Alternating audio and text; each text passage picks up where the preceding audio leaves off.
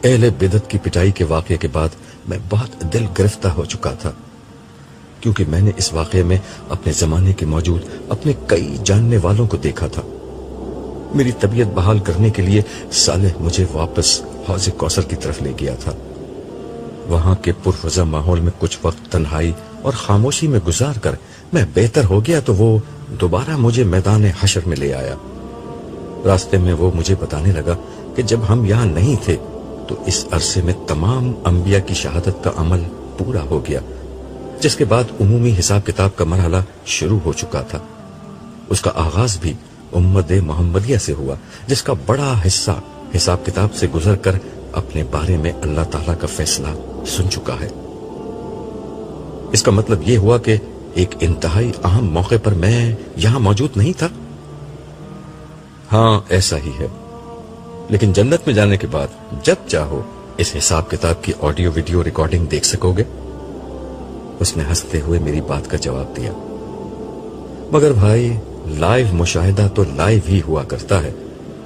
میں نے بھی مسکراتے ہوئے اس کی بات کا جواب دیا۔ ایک بڑی دلچسپ چیز جو یہاں ہوئی وہ میں تمہیں بتا دیتا ہوں۔ ہوا یہ کہ جب رسول اللہ صلی اللہ علیہ وسلم کی امت کے مشرکین کو ان کے شرک پر پکڑا گیا تو ان کی ایک بڑی تعداد نے صاف انکار کر دیا کہ وہ کسی شرک میں مبتلا تھے۔ ان انکار کرنے والوں میں بعد کے زمانے کے لوگ ہی نہیں، کفار مکہ بھی تھے جو بتوں کی پوجا کرتے تھے۔ اس کا سبب یہ تھا کہ آج سب نے اپنی آنکھوں سے دیکھ لیا ہے کہ اللہ تعالیٰ کے علاوہ کسی کے ہاتھ میں کچھ نہیں ہے۔ ان لوگوں نے پہل تو اپنی دیوی دیوتاؤں اور بزرگوں کو پکارا اور ان کو تلاش کیا۔ ظاہر ہے کہ نہ کوئی تھا اور نہ کسی نے جواب دینا تھا۔ فرشتے اور صالح بزرگ جنہیں اللہ کو چھوڑ کر پکارا جاتا تھا، انہوں نے تو ان لوگوں کے شرک سے صاف انکار کر دیا تھا۔ اس کے بعد ایک ہی چارہ بچا تھا کہ یہ لوگ اپنے شرک کا صاف انکار کر دیں، مگر ظاہر ہے اس کا کوئی فائدہ نہیں ہوا۔ ایسے تمام مجرموں کے لیے جہنم کا فیصلہ ہو گیا۔ اس وقت کس کا حساب کتاب ہو رہا ہے؟ میں نے دریافت کیا۔ اس وقت تمہارے زمانے کے لوگوں کا نمبر آ چکا ہے، اسی لیے میں تمہیں یہاں لے آیا ہوں۔ تم دیکھ سکتے ہو کہ ایک ایک کر کے لوگ حساب کتاب کے لیے بلائے جا رہے ہیں۔ ہر شخص 2 فرشتوں کے ساتھ بارگاہ الہی میں پیش ہوتا ہے۔ ایک فرشتہ پیچھے پیچھے چلتا ہے اور اپنی نگرانی میں اسے عرش تک پہنچاتا ہے، جبکہ دوسرا فرشتہ بندے کے ساتھ اس کا نامہ اعمال اٹھائے چلتا ہے۔ ان میں سے پیچھے والے فرشتے کو سائق اور نامہ اعمال لے کر ساتھ چلنے والے کو شہید کہا جاتا ہے۔ سائق وہ فرشتہ ہے جو بندے کو حشر کے میدان سے عرش الہی تک پہنچانے کا ذمہ دار ہے، جبکہ شہید اس کے اعمال کی گواہی دیتا ہے۔ یہ وہی 2 فرشتے ہیں جو زندگی بھر انسان کے دائیں اور بائیں سمت موجود رہے۔ دائیں والا نیک اعمال اور بائیں والا بد اعمالیاں لکھتا تھا۔ ان کو قرآن مجید میں کرامن کاتبین کہا گیا تھا۔ مگر یہاں آ کر ان میں سے کون سائق اور کون شہید بنتا ہے؟ میں نے پوچھا۔ اس کا علم اللہ تعالیٰ کو ہے۔ وہی بندے کی پیشی سے قبل کرامن کاتبین کو مطلع کرتے ہیں کہ دونوں میں سے کس کو کیا کرنا ہے۔ ہم وہاں پہنچے تو ایک سرکاری افسر اللہ تعالیٰ کی بارگاہ میں پیش تھا۔ اس سے پوچھا گیا، کیا عمل ہے؟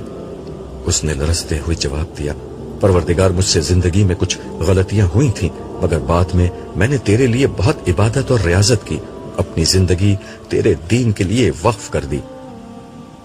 اسی اثنا میں اس کے ساتھ کھڑے فرشتے کو اشارہ ہوا۔ اس نے کہا، پروردگار، اس نے سچ کہا ہے۔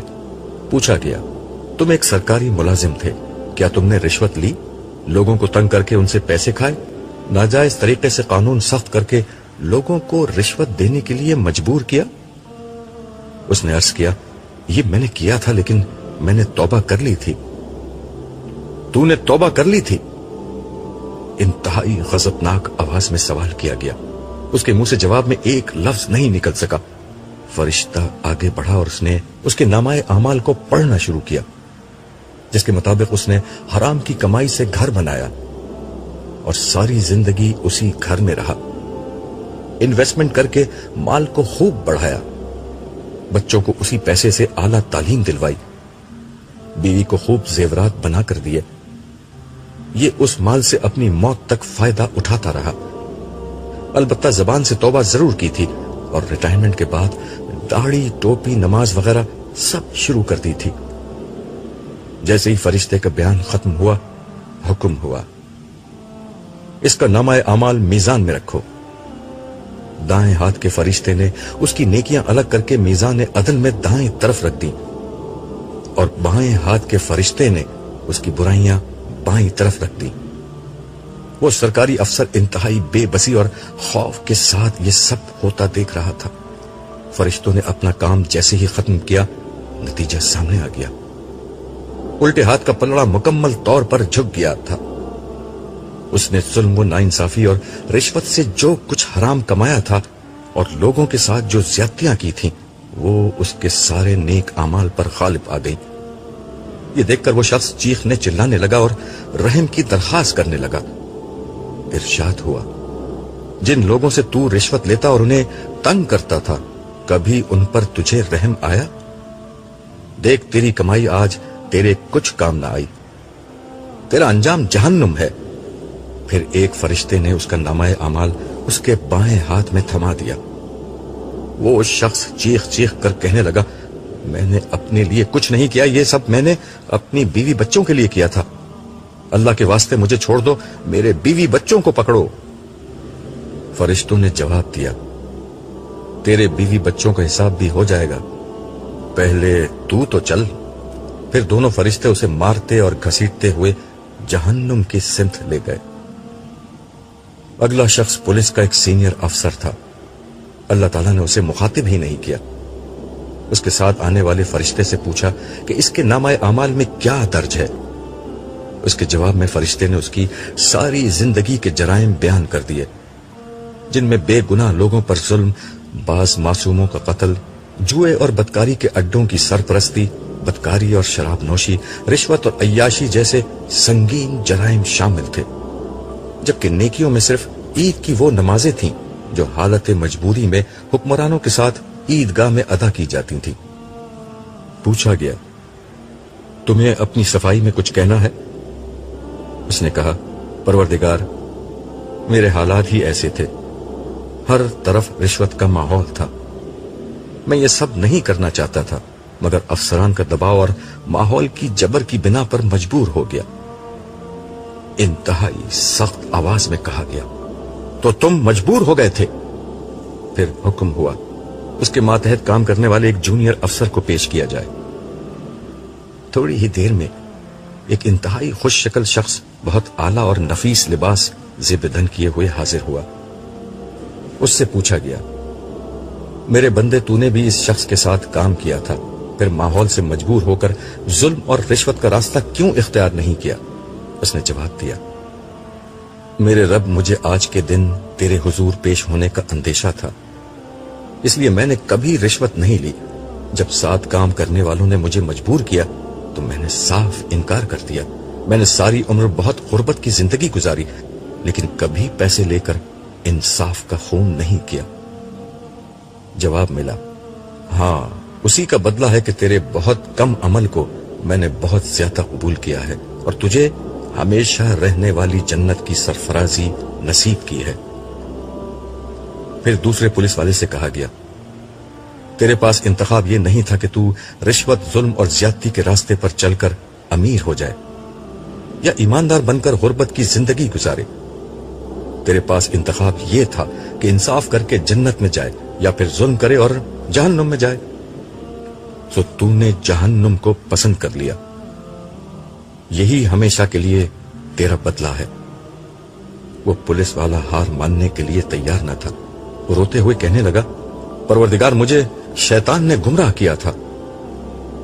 جواب ملا، اصل میں تو خود ایک شیطان تھا، حالانکہ تو میرے سامنے ایک معمولی چونٹی سے زیادہ بے بس تھا. اے بے وقت انسان، جس وقت تو انسانوں پر ظلم کرتا تھا اس وقت بھی تو میرے سامنے ہوتا تھا، لیکن میں نے تجھے مہلت دی، تو نے اس مہلت سے فائدہ نہیں اٹھایا. تو نے یہ سمجھا تھا کہ تجھے میرے حضور پیش نہیں ہونا. دیکھ تیرا گمان غلط ثابت ہوا. ادھر غیظ و غضب کے یہ الفاظ بلند ہو رہے تھے، ادھر میدان حشر کے بائیں جانب سے جہنم کے شعلوں کے بھڑکنے کی آواز تیز ہو رہی تھی. ان آوازوں نے ہر دل کو لرزا کر رکھ دیا تھا. ہر شخص پر سخت ہول کا عالم طاری تھا. کلیجے منہ کو آ رہے تھے، آنکھیں پھٹی ہوئی تھیں. لوگوں کے چہرے بالکل سیاہ پڑ چکے تھے. دل کی دھڑکنیں اتنی تیز تھیں کہ گویا دل سینہ توڑ کر باہر نکل آئے گا. مگر آج کوئی جائے فرار نہ تھی. ایک مجرم کا فیصلہ ہو رہا تھا اور دیگر مجرموں کی حالت خراب ہو رہی تھی. وقت کے فرعون و طاقتور ہستیاں، جابر حکمران، بے انتہا دولت کے خزانوں کے مالک، مشہور ترین سیلیبریٹیز، انتہائی اثر و رسوخ والے لوگ، سب معمولی غلاموں بلکہ بھیڑ بکریوں کی طرح بے بسی سے کھڑے اپنی قسمت کے فیصلے کے منتظر تھے. اور آج انہیں بچانے والا کوئی نہ تھا. پھر اس کا اعمال نامہ تولا گیا، جس میں حسب توقع الٹے ہاتھ کا پلڑا بھاری ہو گیا. فرشتے نے آگے بڑھ کر نامہ اعمال اس کے بائیں ہاتھ میں تھمانا چاہا، مگر اس نے ڈر کے مارے ہاتھ پیچھے کر لیا. فرشتے کے مقابلے میں اس کی کیا حیثیت تھی؟ فرشتے نے اس کے ہاتھ پیچھے ہی کی سمت باندھ کر ان بندھے ہوئے ہاتھوں میں سے الٹے ہاتھ میں نامہ اعمال تھما دیا. پھر دونوں فرشتے اسے مارتے پیٹتے ان شعلوں کی طرف بڑھ گئے جہاں بدترین انجام اس کا منتظر تھا. اگلا شخص ایک بہت دولت مند آدمی تھا. پوچھا گیا، دولت کے خزانے تو پیچھے چھوڑ آئے ہو، یہ بتاؤ کہ مال کیسے کمایا اور کیسے خرچ کیا تھا؟ اس نے جواب دیا، پروردگار میں کاروبار کرتا تھا، اس سے جو مال کمایا وہ غریبوں پر خرچ کیا. فرشتے کو اشارہ ہوا.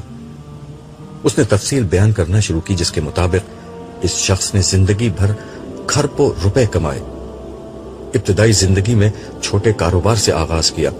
چینی، آٹا اور دیگر بنیادی ضرورت کی اشیاء میں ملاوٹ، ذخیرہ اندوزی وغیرہ کی بنا پر بہت منافع کمایا اور اس کا بزنس تیزی سے پھیل گیا.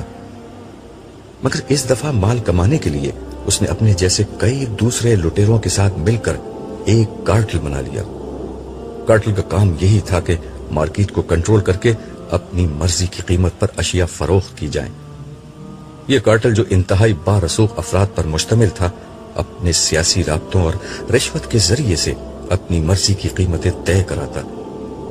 یوں غریب عوام مہنگائی کی چکی میں پستے رہے اور ان کا سرمایہ کروڑوں سے اربوں اور اربوں سے کھربوں میں بدلتا گیا.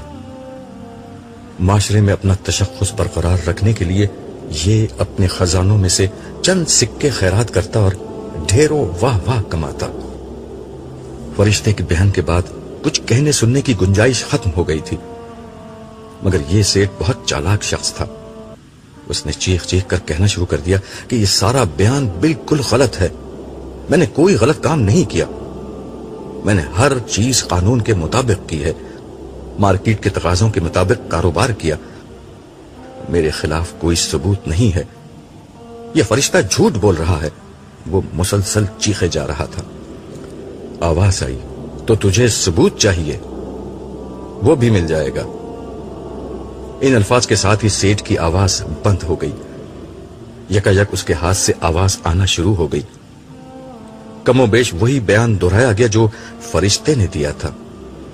پھر ایسی ہی گواہی اس کے پیروں سے آنا شروع ہو گئی اور رفتہ رفتہ پورے جسم نے اس کے خلاف گواہی دے دی، حتیٰ کہ اس کے سینے نے اس کے دل کی وہ نیت بھی بیان کر دی جو فرشتوں کے ریکارڈ میں درج نہ تھی.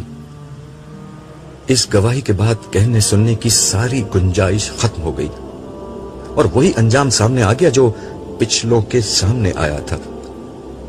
صرف ایک اضافی بات ہوئی، وہ یہ کہ فرشتوں کو حکم ہوا کہ جہنم میں دیگر عذابوں کے ساتھ اس کے مال و دولت اور خزانوں کو آگ میں دہکایا جائے اور اس سے اس کی پیٹھ، اس کی پیشانی اور اس کی کمر کو بار بار داغا جائے.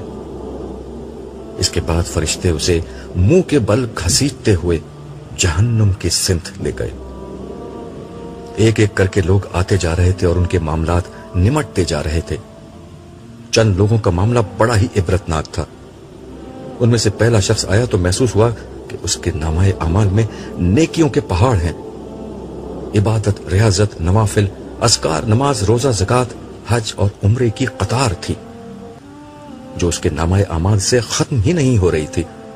مگر اس کے بعد فرشتے نے اس کے نامہ اعمال میں موجود ان اعمال کو پڑھنا شروع کیا جن کا تعلق مخلوق خدا کے ساتھ تھا۔ تو معلوم ہوا کہ کسی کو گالی دی، کسی پر تہمت لگائی ہے، کسی کو مارا پیٹا ہے۔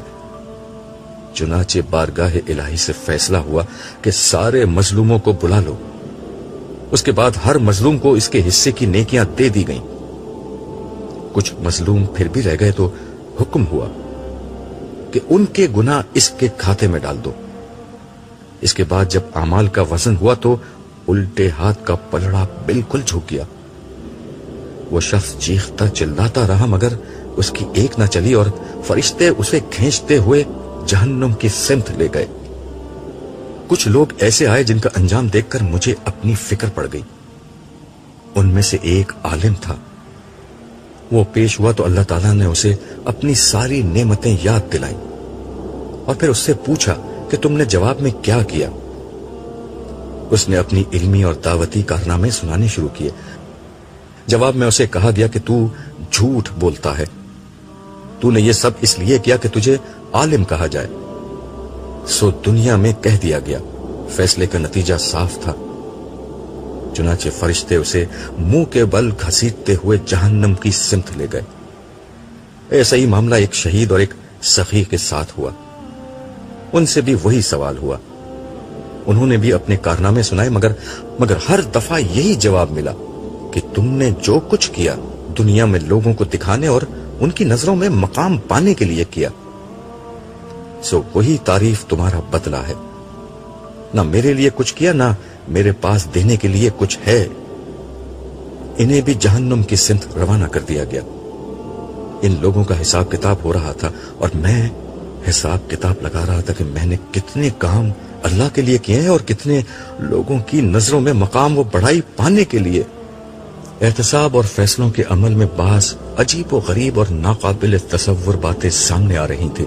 دنیا میں ہونے والی سازشوں، معروف لوگوں کے قتل، گھریلو، دفتری، ملکی اور بین الاقوامی سطح پر ہونے والے واقعات کے پیچھے کار فرما عوامل، ان میں ملوث افراد، خفیہ ملاقاتوں کی رویداد، بند کمروں کی سرگوشیاں، بس ہر چیز آج کے دن کھل رہی تھی۔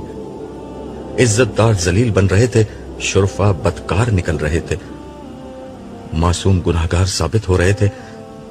لوگ زندگی بھر جس پروردگار کو بھول کر جیتے رہے وہ ان کے ہر لمحے کا گواہ تھا۔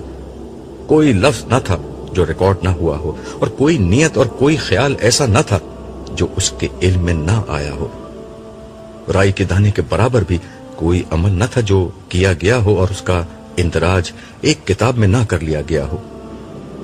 اور آج کے دن یہ سب کچھ سب لوگوں کے سامنے اس طرح کھول دیا گیا تھا کہ ہر انسان گویا بالکل برہنہ کھڑا ہوا تھا۔ میں یہ سب کچھ سوچ رہا تھا اور دل میں لرز رہا تھا کہ اگر میری غلطیاں اور کوتاہیاں بھی آج سامنے آ گئیں تو کیا ہوگا؟ کوئی اور سزا نہ ملے، انسان کو صرف بے پردہ ہی کر دیا جائے، یہی آج کے دن کی سب سے بڑی سزا بن جائے گی۔ صالح نے غالباً میرے خیالات کو پڑھ لیا تھا۔ وہ میری پیٹھ تھپ تھپاتے ہوئے بولا، پروردگار عالم کی کریم ہستی اپنے نیک بندوں کو رسوا نہیں کرے گی۔ اس کی کرم نوازی اپنے صالح بندوں کی اس طرح پردہ پوشی کرے گی کہ ان کی کوئی خطا اور گناہ، کوئی لغزش اور بھول لوگوں کے سامنے نہیں آئے گی۔ تم بے فکر رہو، خدا سے زیادہ اعلیٰ ظرف ہستی تم کسی اور کی نہ دیکھو گے۔ بے شک، مگر اس وقت تو میں خدا کی گرفت دیکھ رہا ہوں۔ اس طرح کی جہنم کی سزا سنانے سے قبل بدکاروں کے چہرے سے شرافت اور معصومیت کا نقاب نوچ کر پھینکا جاتا ہے اور پھر ان کو عذاب کی نظر کیا جاتا ہے۔ میں نے اندیشہ ناک لہجے میں جواب دیا۔ صالح نے مجھے اطمینان دلاتے ہوئے کہا، یہ صرف مجرموں کے ساتھ ہو رہا ہے۔ جسمانی عذاب سے قبل انہیں رسوائی کا ذہنی عذاب دیا جاتا ہے۔ صالحین کے ساتھ یہ ہرگز نہیں ہوگا۔ ہم یہ گفتگو کر رہے تھے کہ ایک اور شخص کو بارگاہ الوہیت میں پیش کیا گیا. اس نے پیش ہوتے ہی بارگاہ ازدی میں عرض کیا، پروردگار، میں بہت غریب گھرانے میں پیدا ہوا تھا. بچپن بہت غربت میں گزرا.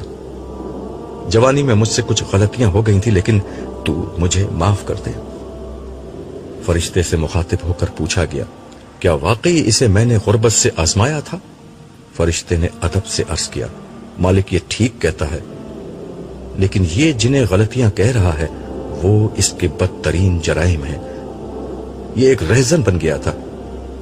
چند روپوں اور موبائل جیسی معمولی چیزیں چھیننے کے لیے اس نے کئی لوگوں کو مار ڈالا اور کئی لوگوں کو زخمی کیا تھا. اچھا، مالک ذوالجلال نے فرمایا، اس اچھا میں جو غضب تھا اس میں اس شخص کا انجام صاف نظر آ گیا تھا.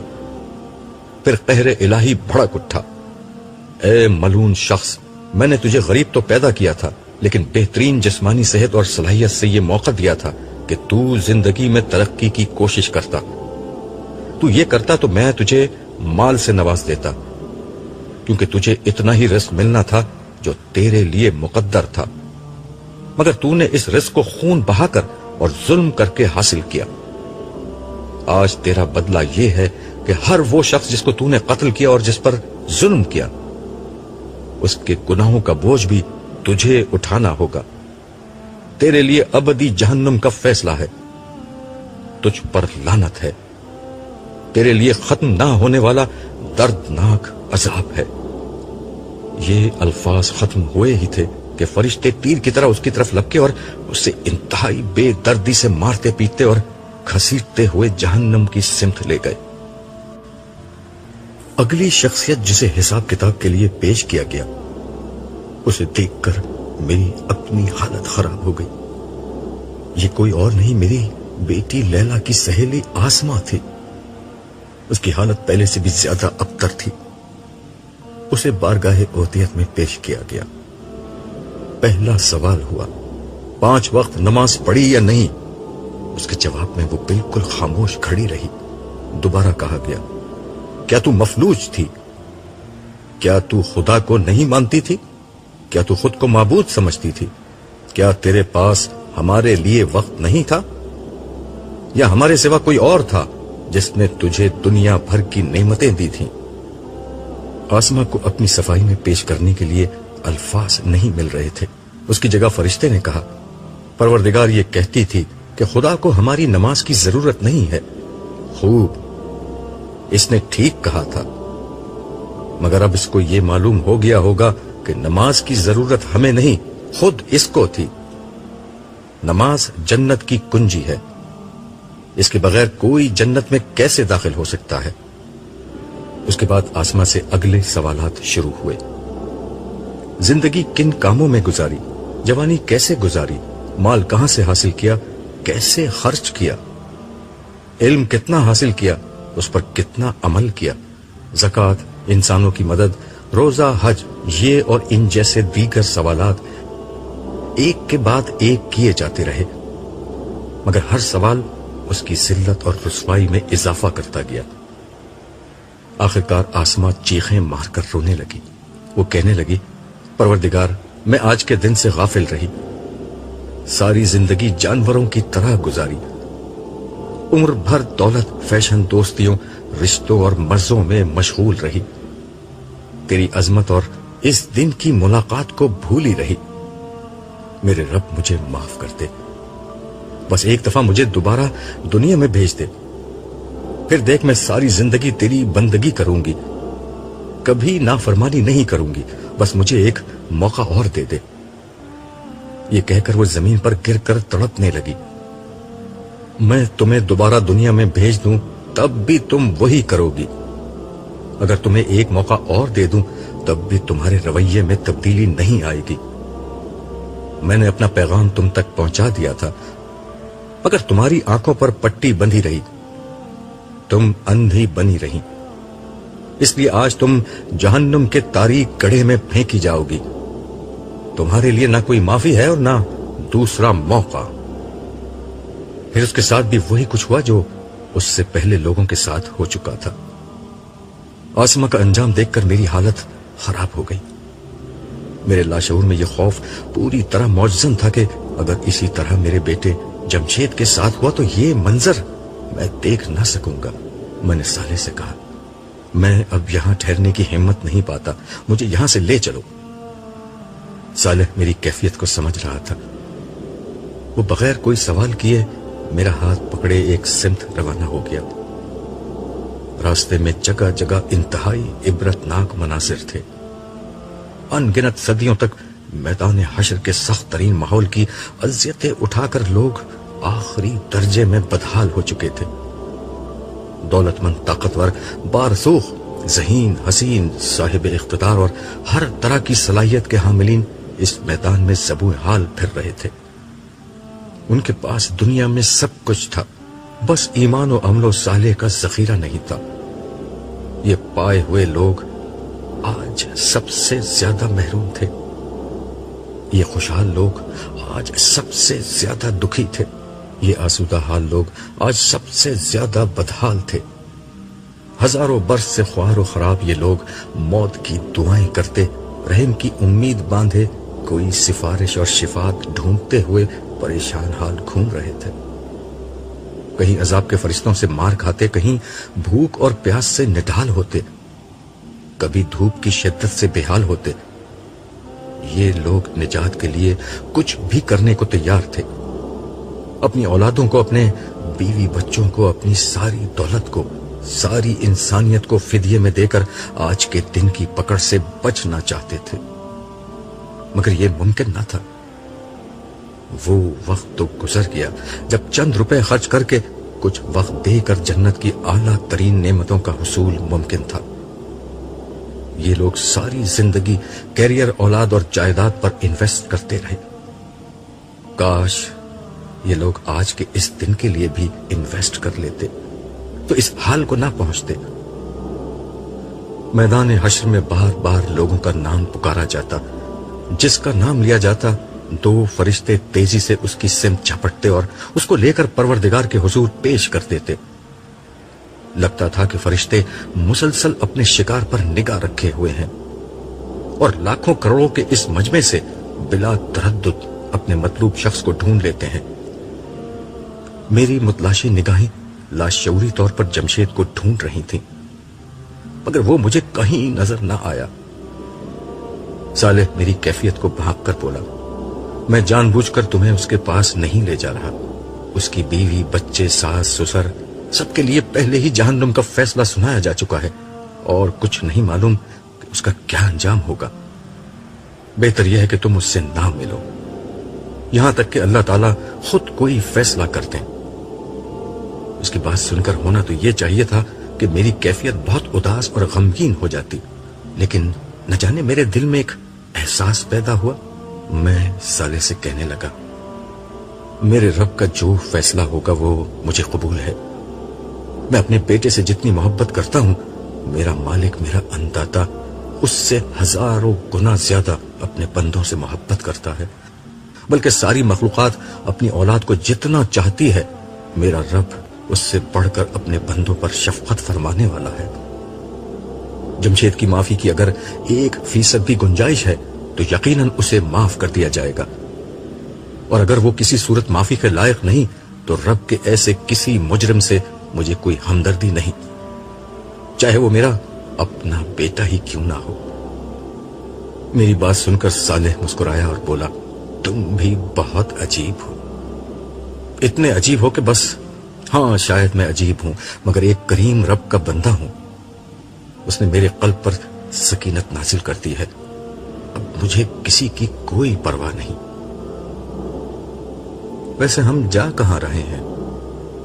یہ ہوئی نا بات, اب تم لوٹے ہو, اب تم دوبارہ ایک باپ سے عبداللہ بنے ہو. لیکن میں تمہیں یہ بتا دوں کہ ابھی تک لوگوں کی نجات کا امکان ہے. اللہ تعالیٰ میدان حشر کی اس سختی کو بہت سے لوگوں کے گناہوں کی معافی کا سبب بنا کر ان کے نیک اعمال کی بنا پر انہیں معاف کر رہے ہیں. تم نے اتفاق سے سارے مجرموں کا حساب کتاب ہوتے دیکھ لیا, مگر کچھ لوگوں کو ابھی بھی معاف کیا جا رہا ہے, اس لیے کہ خدا کے انصاف میں کوئی سچی نیکی کبھی ضائع نہیں جاتی۔ میں نے صالح کی بات کے جواب میں کہا، بے شک میرا رب بڑا قدردان ہے، مگر ہم کہاں جا رہے ہیں؟ ہم دراصل جہنم کی سمت جا رہے ہیں۔ میں تمہیں اب اہل جہنم سے ملوانا چاہ رہا ہوں۔ تو کیا ہم جہنم میں جائیں گے؟ نہیں، یہ بات نہیں۔ اس وقت اہل جہنم کو جہنم کے قریب پہنچا دیا گیا ہے۔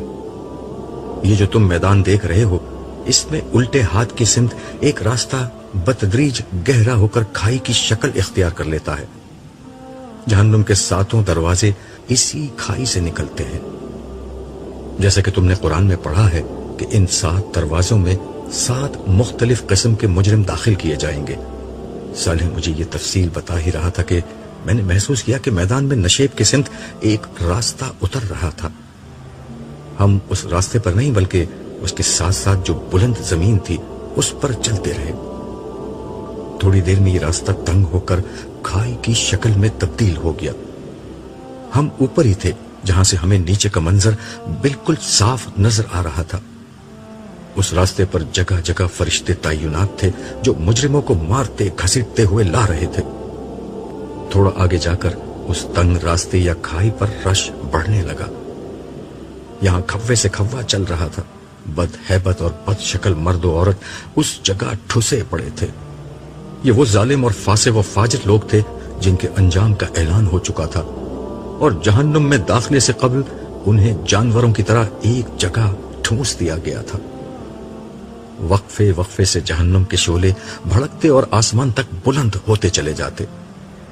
ان کے اثر سے یہاں کا سارا آسمان سرخ ہو رہا تھا، جبکہ ان کے دہکنے کی آواز ان مجرموں کے دلوں کو دہلا رہی تھی۔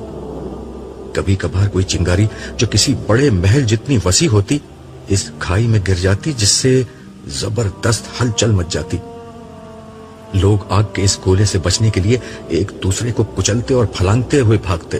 ایسا زیادہ تر اس وقت ہوتا جب کچھ بڑے مجرم اس گروہ کی طرف لائے جاتے تو آگ کا یہ گولا ان کا استقبال کرنے آتا، جس کے نتیجے میں ان لوگوں کی اذیت اور تکلیف میں اور اضافہ ہو جاتا۔ صالح نے ایک سمت اشارہ کر کے مجھ سے کہا، وہاں دیکھو۔ جیسے ہی میں نے اس سمت دیکھا تو مجھے وہاں کی ساری آوازیں صاف سنائی دینے لگی۔ یہ کچھ لیڈر اور ان کے پیروکار تھے جو آپس میں جھگڑ رہے تھے۔ پیروکار اپنے لیڈروں سے کہہ رہے تھے کہ ہم نے تمہارے کہنے پر حق کی مخالفت کی تھی۔ تم کہتے تھے کہ ہماری بات مانو، تمہیں اگر کوئی عذاب ہوگا تو ہم بچا لیں گے۔ کیا آج ہمارے حصے کا کوئی عذاب تم اٹھا سکتے ہو، یا کم از کم اس سے نکلنے کا کوئی راستہ ہی بتا دو؟ تم تو بڑے ذہین اور ہر مسئلے کا حل نکالنے والے لوگ تھے۔ وہ لیڈر جواب دیتے، اگر ہمیں کوئی راستہ معلوم ہوتا تو پہلے خود نہ بچتے۔ ویسے ہم نے تو تم سے نہیں کہا تھا کہ جو ہم کہیں وہ ضرور مانو۔ ہم نے زبردستی تو نہیں کی تھی۔ ہمارے راستے پر چلنے میں تمہارے اپنے مفادات تھے۔ اب تو ہم سب کو مل کر اس عذاب کو بھگتنا ہوگا۔ اس پر پیروکار کہتے، اے اللہ، ہمارے ان لیڈروں نے ہم کو گمراہ کیا، ان کو دگنا عذاب دے۔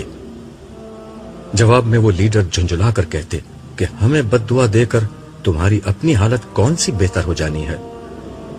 اس گفتگو پر صالح نے یہ تبصرہ کیا، ان سب کے لیے ہی دگنا عذاب ہوگا، کیونکہ جو پیروکار تھے وہ بعد والوں کے لیڈر بن گئے اور ان کو اسی طرح گمراہ کیا۔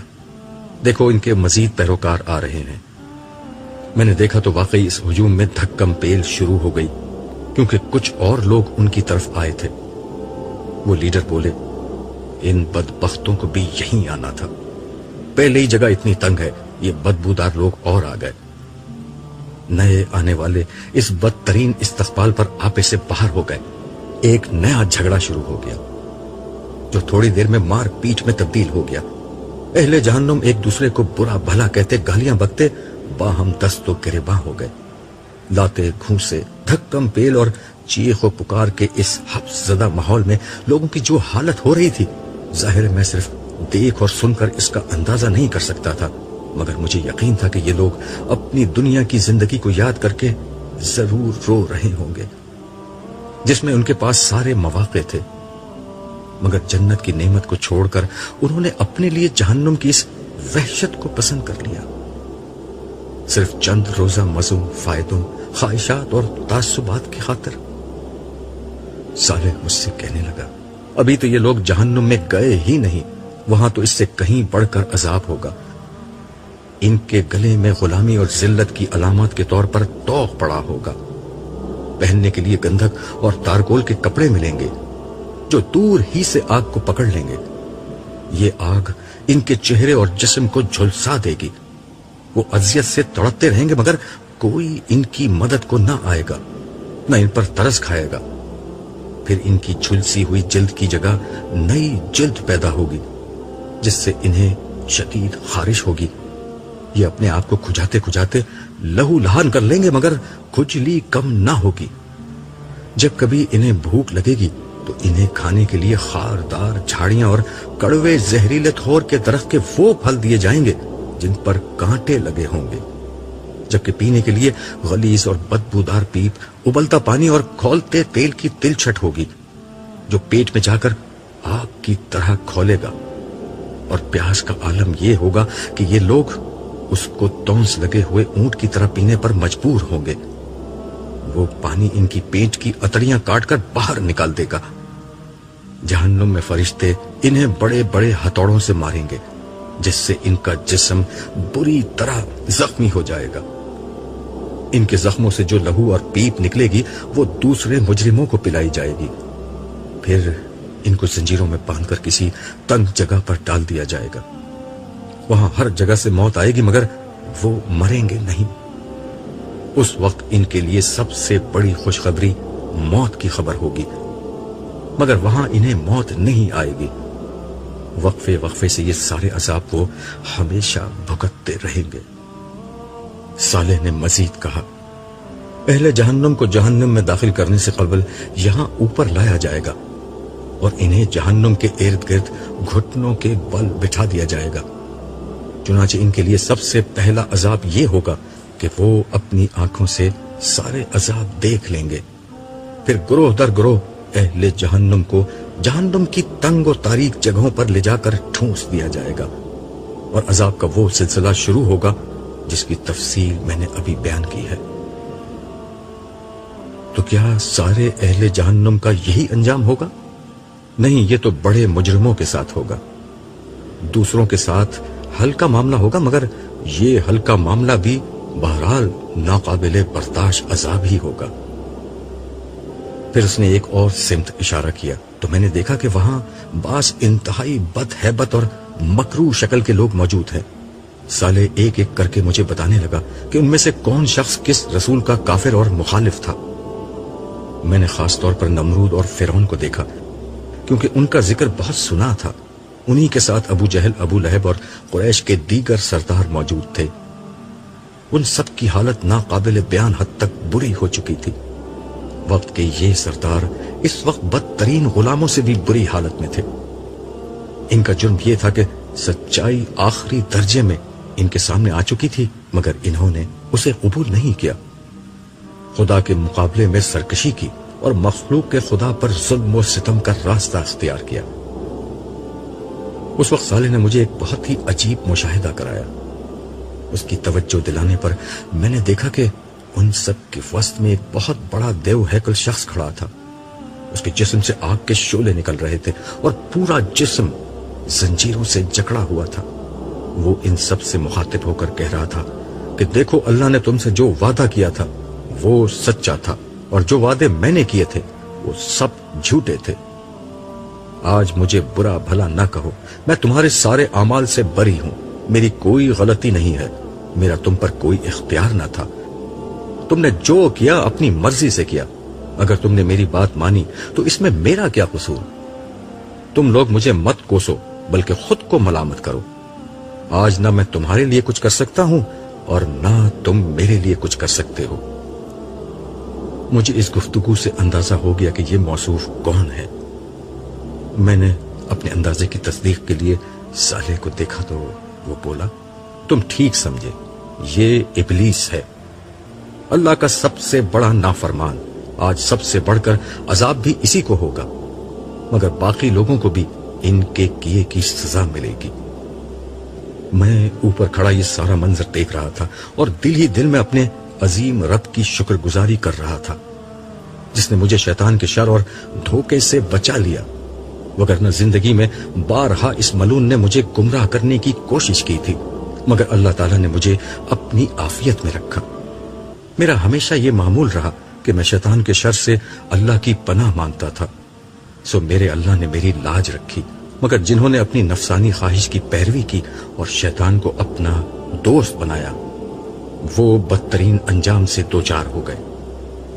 اسی اسنا میں صالح میری طرف مڑا اور بولا، عبداللہ چلو تمہیں بلایا جا رہا ہے۔ میں نے پوچھا کیوں؟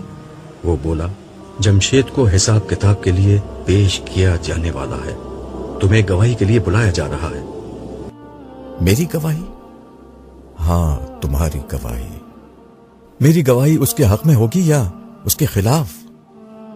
دیکھو، اگر اللہ نے اسے معاف کرنے کا فیصلہ کر لیا ہے تو پھر وہ تم سے کوئی ایسی بات پوچھیں گے جس کا جواب اس کے حق میں جائے گا، اور اگر اس کے گناہوں کی بنا پر اسے پکڑنے کا فیصلہ کیا ہے تو وہ تم سے کوئی ایسی بات پوچھیں گے جو اس کے خلاف جائے گی، یا ہو سکتا ہے کہ وہ کوئی اور معاملہ کریں۔ حتمی بات صرف وہی جانتے ہیں۔ میری حالت جو ٹھہری ہوئی تھی ایک دفعہ پھر دو گردم ہو گئی، اور میں لرزتے دل اور کانپتے قدموں کے ساتھ صالح کے ہمراہ روانہ ہو گیا۔